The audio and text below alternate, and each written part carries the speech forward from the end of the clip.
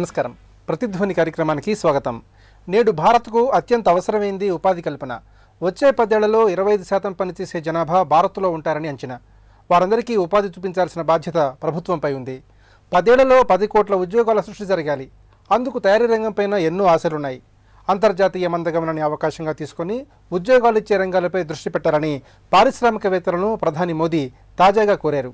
వృద్ధి రేటు పెరుగుదల, ప్రభుత్వ సంస్కరణలు, make in India, cyber, banking, animation వంటి రంగాల్లో కొత్త వరవడులు అన్నీ కలిసి రాబోయే కాలంలో అనేక ఉద్యోగాల సృష్టికి అవకాశాలు ఏర్పడ్డాయి.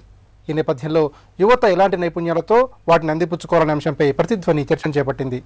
ఈ చర్చలో పాల్గొంటున్న ప్రముఖులు రోణంకి మధుమూర్తి గారు, టాలెంట్ స్ప్రింట్ కోఆర్డినేటర్, సాఫ్ట్వేర్ రంగ నిపుణులు; పివి రావు గారు, Pennar engineering systems managing director, ఆర్థిక అంశాల నిపుణులు; అజయ్ కొల్ల గారు, wisdomjobs.com CEO; కేసీ యశ్వంత్ గారు, సాఫ్ట్వేర్ రంగ నిపుణులు, ఆర్థిక అంశాల విశ్లేషకులు.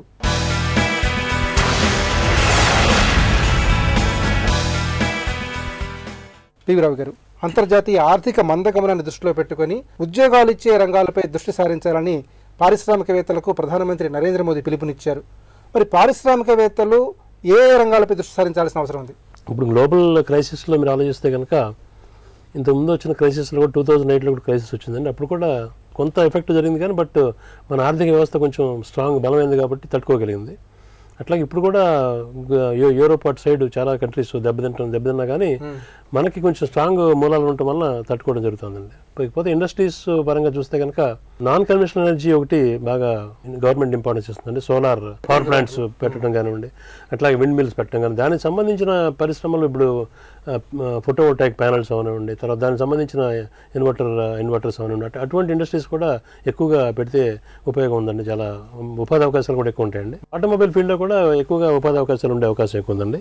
తర్వాత మీకు డిజిటల్ ఇండియా కొంచెం గట్టిగానే విలేజెస్ లెవెల్లో కూడా గట్టిగా చేద్దామని ప్లాన్స్ ఉన్నాయండి గవర్నమెంట్కి. దానికి కూడా ఎక్కువగా ఎంప్లాయ్మెంట్ జనరేషన్ క్యాపబిలిటీ ఉందండి. దానికి హార్డ్వేర్ ఇండస్ట్రీస్ కూడా ఎక్కువగా వచ్చే అవకాశం ఉందండి తొందరలో. తర్వాత సెల్ ఫోన్స్ తయారు చేయడం కానివ్వండి, అట్లాగే ఇప్పుడు మేక్ ఇన్ ఇండియాలో దీంట్లో 49% డిఫెన్స్ ఇండిజినస్ కానీ మ్యానుఫ్యాక్చర్ చేయాలని పెట్టారండి మన దీంట్లో లోక్సభలో. దానివల్ల కూడా డిఫెన్స్ సంబంధించిన ఎక్విప్మెంట్స్ అవన్నీ కూడా ఎక్కువగా ఇండస్ట్రీస్ వచ్చే అవకాశం ఉందండి ఇక్కడ. తర్వాత ఈ కామర్స్ ఒకటి బాగా విపరీతంగా ఈ మధ్యకాలంలో ప్రాచుర్యం పొందింది బాగా. సో దానికి సంబంధించిన లాజిస్టిక్ హబ్స్ కూడా ఎక్కువ వచ్చే అవకాశం ఉందండి. తర్వాత గ్రోత్ కారిడార్, ఇప్పుడు Bombay to Delhi growth corridor ఒకటి ప్లాన్ చేస్తున్నారు. ఇప్పుడు already railway corridor work start అయిపోయింది, ల్యాండ్ ఎక్విజిషన్ కూడా అయిపోయింది. ఆ రైల్వే కారిడార్ రూట్లోనే మీకు లాజిస్టిక్ హబ్స్ ఎక్కువ వచ్చే అవకాశం ఉందండి మీకు చాలా చోట్ల. తర్వాత ఫుడ్ ప్రాసెసింగ్ ఇండస్ట్రీస్ కూడా చాలా ఎక్కువగా మనకి ఇండియాలో ఫుడ్ ఎక్కువగా ప్రొడక్షన్ ఉంటుంది కాబట్టి దానికి కూడా అవకాశం ఉంటుంది ఎక్కువగా. కాబట్టి ఇండియన్ ఎకానమీకి చైనీస్ ఎకానమీకి డిఫరెన్స్ ఏంటంటే, Chinese economy export oriented economy, మనది ఎక్స్పోర్ట్స్ మీద అంత ఆధారం తక్కువ, మంది కన్జంప్షన్ బేస్డ్ ఎకానమీ మనది. అందువల్ల మనకి ఎక్కువగా మనకి కన్జంప్షన్ ఏ విధంగా ఉన్నాయో ఇండియాలో దాన్ని స్టడీ చేసి దాని ప్రకారం కనుక ఇండస్ట్రీస్ కనుక పెట్టదలుచుకుంటే కనుక డెఫినెట్గా అవకాశాలు ఉంటాయండి. తర్వాత ఇంకోటి ఏంటంటే, మీకు ఇప్పుడు ఈ కొత్త ఇన్ఫ్రాస్ట్రక్చర్ రంగంలో కూడా మీకు చాలా పెట్టుబడులు రాబోతున్నాయి ఇప్పుడు ఇన్ఫ్రాస్ట్రక్చర్లో. అందువల్ల government has to come forward and to support them అండి. మధుమూర్తి గారు, నేడు దేశానికి అత్యంత ముఖ్యమైన అంశం ఉపాధి కల్పన. సైబర్ రంగంలో రాబోయే 10 ఏళ్ల కాలంలో 10 లక్షల ఉద్యోగాలు అవసరం అంటున్నారు. అట్లాగే తయారీ రంగంలో కూడా ఇతోధికంగా ఉద్యోగ అవకాశాలు కనిపిస్తున్నాయి. రాబోయే రోజుల్లో యువత ఎలాంటి నైపుణ్యాలతో సిద్ధంగా ఉండాలి? ఇప్పుడు మనకి 2008-9 ఆర్థిక మాంద్యం తర్వాత మన దేశంలో ఐటీ రంగం కొంచెం డౌన్ అయింది. కానీ 2013-14 నుంచి మళ్ళీ ముందు బాగానే నడుస్తుంది. సో ఈవెన్ మన కాలేజ్ క్యాంపస్లోనూ లేకపోతే మామూలుగా జాబుల్లో కూడా ఐటీఈఎస్ రంగాల్లో చాలా ఎక్కువ మంది ఇప్పటికి కూడా జాబులు వస్తున్నాయి. ప్లస్ మన నాస్కామ్ చెప్పే విధంగా ఐటీ ఇండస్ట్రీ మన దేశానికి ఎప్పుడు సన్ రైజ్ ఇండస్ట్రీగా ముందు కూడా ఉంటుంది.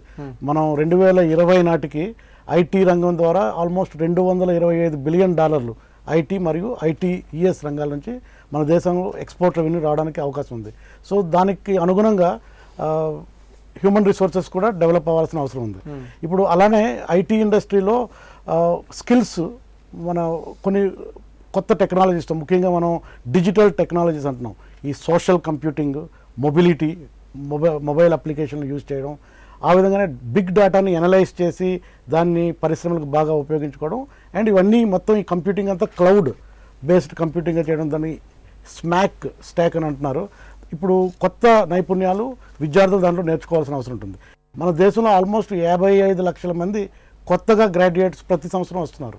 అందులో ఒక 5 నుంచి 7 లక్షల మందికే ఈ ఐటీఎస్ రంగంలో జాబులు వస్తున్నాయి.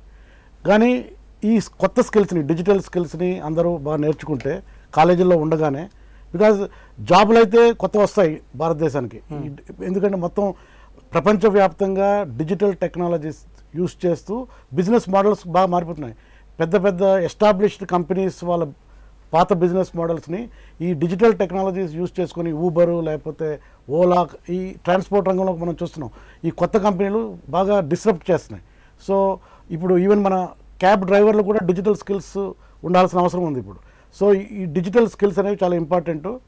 ఈ ఇంజనీరింగ్ విద్యార్థులు ముఖ్యంగా ఐటీ ఇండస్ట్రీకి ఎవరైతే ఆశిస్తున్నారో వాళ్ళంతా ఈ సోషల్ మొబిలిటీ, ఎనలిటిక్స్, క్లౌడ్ రంగాల్లో మంచి నైపుణ్యం తీసుకుంటే చాలా ఉపయోగపడుతుంది. అజయ్ గారు, ఉద్యోగ అవకాశాలకు నైపుణ్యాలకి మధ్య ఉన్న అంతరాన్ని ఏ విధంగా పరిశీలించాలి? కాలేజీల్లో ఉన్న ఎడ్యుకేషన్ సిస్టంలోను అండ్ వీళ్ళకి వచ్చి జాబుల్లోను ఈ రెండిట్లోనూ కొంత గ్యాప్ చూస్తే మనకి ఎడ్యుకేషన్ సిస్టమ్ ఇప్పుడు మనకు బేసిక్గా ఇంజనీరింగ్ కాలేజీలు తీసుకుంటే ఎలక్ట్రికల్, మెకానికల్, సివిల్ ఎప్పటి నుంచో 30-40 సంవత్సరాల నుంచి మనకి ఉన్నాయి. దాని తర్వాత కంప్యూటర్స్ అన్నాం, ఎలక్ట్రానిక్స్, ఇన్స్ట్రుమెంటేషన్ అని మల్టిపుల్ సిలబసెస్ మార్చుకుంటూ వచ్చారు. లైక్ సిలబసెస్ కాదు, కొన్ని యాడ్ చేసుకుంటూ వచ్చారు కోర్సులు. కాకపోతే ఈ మెయిన్ ఈ ఐటీలోకి వచ్చే వాళ్ళందరూ ఏంటంటే అందరూ వస్తున్నారు, ఎలక్ట్రికల్ వాళ్ళు వస్తున్నారు, మెకానికల్ వస్తున్నారు, అందరూ వస్తున్నారు. కానీ వీళ్ళకి అసలు బేసిక్గా మార్కెట్ ఏం చూస్తుంది అనేది మాత్రం చూస్తున్నారంటే అది ఎక్కడా కూడా గ్యాప్ అనేది ఇక్కడ వీళ్ళు చదివే పుస్తకాలు మాత్రం ఆ పాత 30 సంవత్సరాల క్రితం పుస్తకాలు ఇప్పుడు చదువుతున్నాము. ఆ 30 సంవత్సరాల నుంచి ఫాలో అయ్యే సిలబస్ మాత్రమే మనం ఫాలో అవుతున్నాం. కానీ మార్కెట్ ఈ రోజున ఎంత అడ్వాన్స్డ్గా వచ్చిందో ఆ సిలబస్ ఎంత అడ్వాన్స్డ్గా వచ్చిందంటే అదైతే ఏం లేదు. మనం సర్వీస్ సెక్టర్ బ్రహ్మాండంగా ఇండియాలో ఉన్నప్పుడు కానివ్వండి, ఐటీఎస్ సెక్టర్ ఏంటంటే మెయిన్ ఇప్పుడు ఐటీఎస్ కంపెనీలు కరెక్ట్ మన 2000 ఆ టైంలో కనుక బ్రహ్మాండంగా అంతే ఎంటైర్ వరల్డ్ మొత్తం చూసేటప్పుడు మనం ఇండియా నెంబర్ 1లో ఉంది. కానీ తర్వాత 2002-2003 దగ్గర నుంచి కొంచెం డౌన్ఫాల్ అయిపోయి ఈరోజు ఫిలిప్పీన్స్ ఈ స్టేట్ కంట్రీలన్నీ కూడా మొత్తం ఫిలిప్పీన్స్లో మీరు నమ్మరు, ఎంటైర్ వరల్డ్ వైడ్ మొత్తానికి కూడా ఫిలిప్పీన్స్ అనేది ఈ రోజున సర్వీసెస్ సెక్టార్లో ఇట్స్ నెంబర్ 1 నౌ. ఎందుకయ్యానంటే అక్కడ కమ్యూనికేషన్ వాళ్ళకి ఎలాంటి టెక్నాలజీ వాళ్ళకి తెలియదు, కాకపోతే కమ్యూనికేషన్ మాత్రం బ్రహ్మాండంగా ఉంది.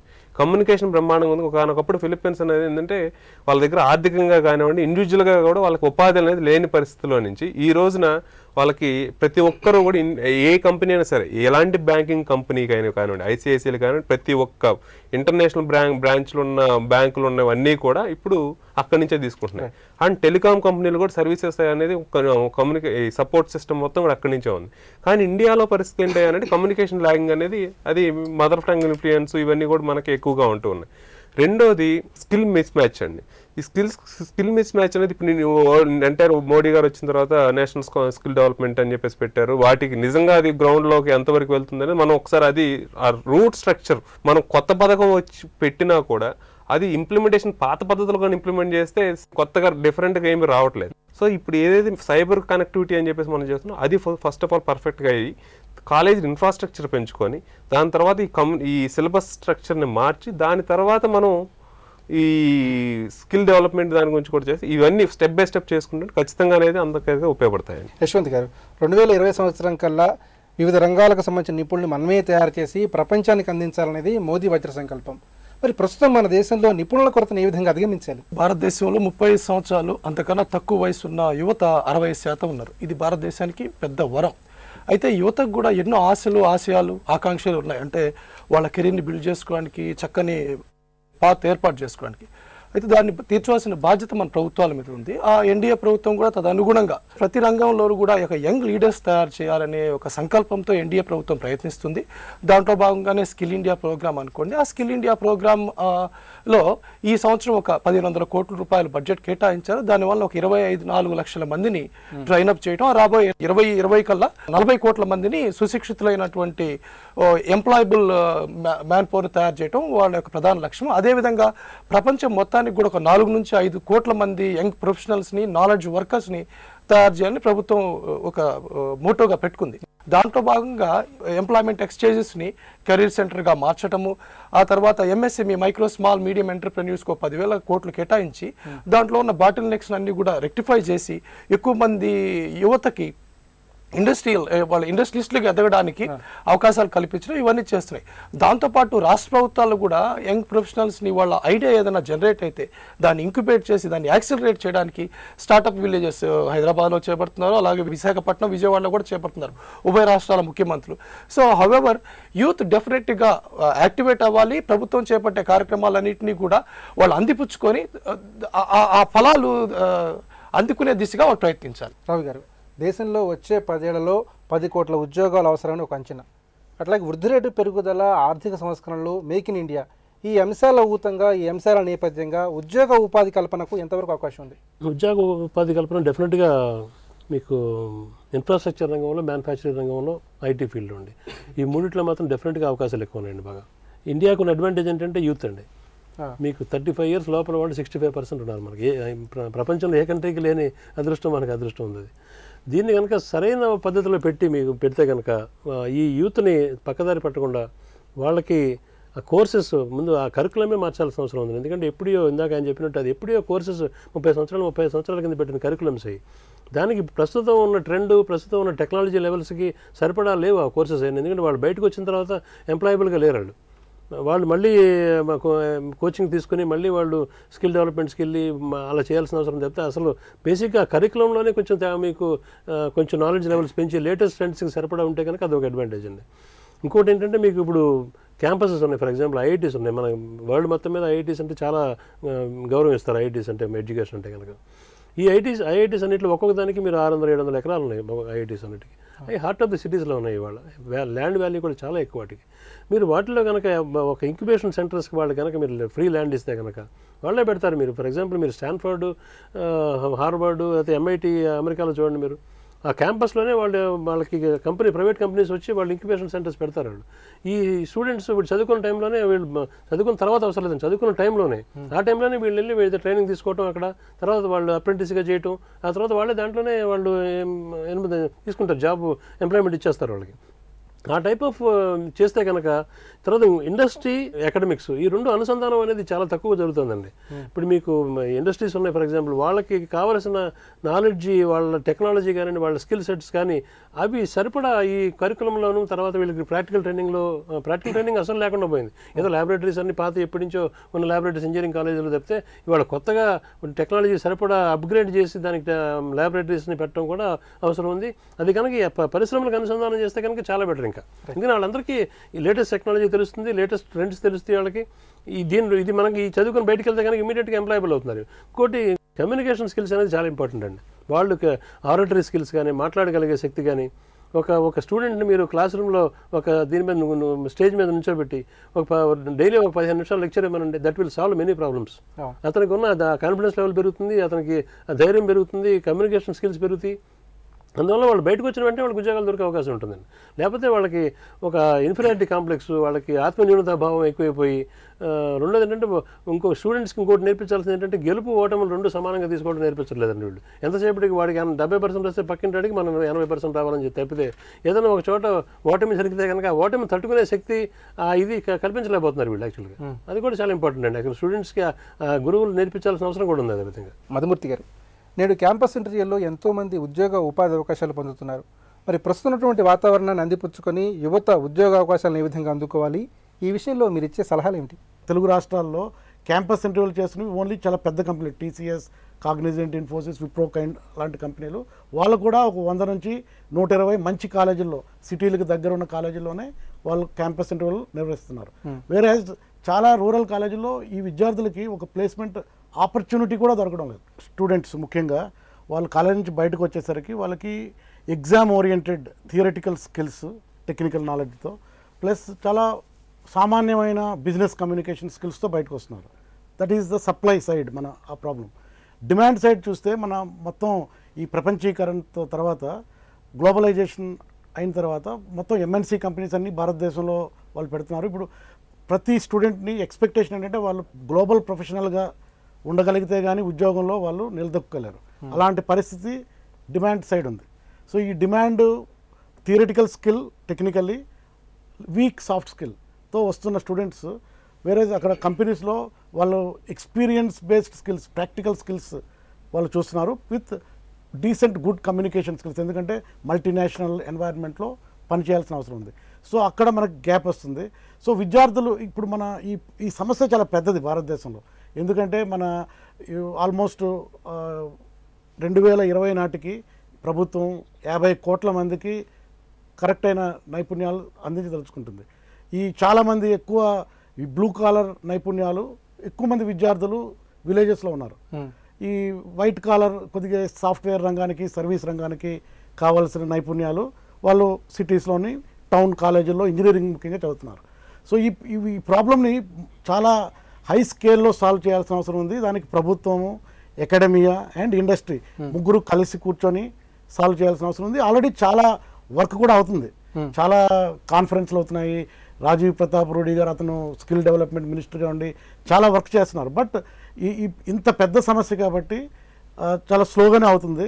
సో ఈ సమస్యలో మధ్యలో చిక్కుకున్న వ్యక్తి విద్యార్థి. అజయ్ గారు, యువత ఈ ఉద్యోగ ఉపాధి అవకాశాలు అందుకోవడానికి ఎలాంటి నైపుణ్యాలతో సంసిద్ధంగా ఉండాలి?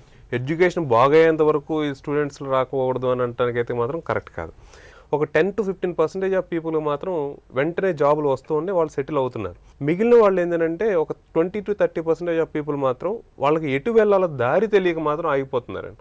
వీళ్ళకి ఏంటంటే స్కిల్ ఉంటుంది, కానీ వీళ్ళకి ఎక్కడ ఆపర్చునిటీ ఫైండ్ అవుట్ చేసుకోవాలి, ఏ స్కిల్లో వెళ్ళాలి అనేది. ఒకటి బెస్ట్ ఆప్షన్ అనేది ఏంటంటే వాళ్ళకి నచ్చిన రంగం. అంటే అది కొంతమంది ఏంటంటే మెకానిక్ నేను ఆల్రెడీ ఎంటెక్కి వెళ్తాను అంటారు, కాకపోతే వాళ్ళకి ఎంటెక్ చేసిన తర్వాత అయినా ఒకటే జాబు, బీటెక్ తర్వాత అయినా ఒకటే జాబ్. వీళ్ళు ఏంటంటే ఎంటెక్ వెళ్ళి 2 సంవత్సరాలు వేస్ట్ చేసుకునే బదులు, లేదంటే ఇంకో కోర్స్ చేసుకునే బదులు ఒక పర్ఫెక్ట్గా వాళ్ళకి ఎటు వెళ్ళాలనుకుంటున్నారు ఆ కోర్సు మార్కెట్ ఎక్స్పెక్టేషన్స్ ప్రకారం నేర్చుకోవడం అనేది మోస్ట్ ఇంపార్టెంట్.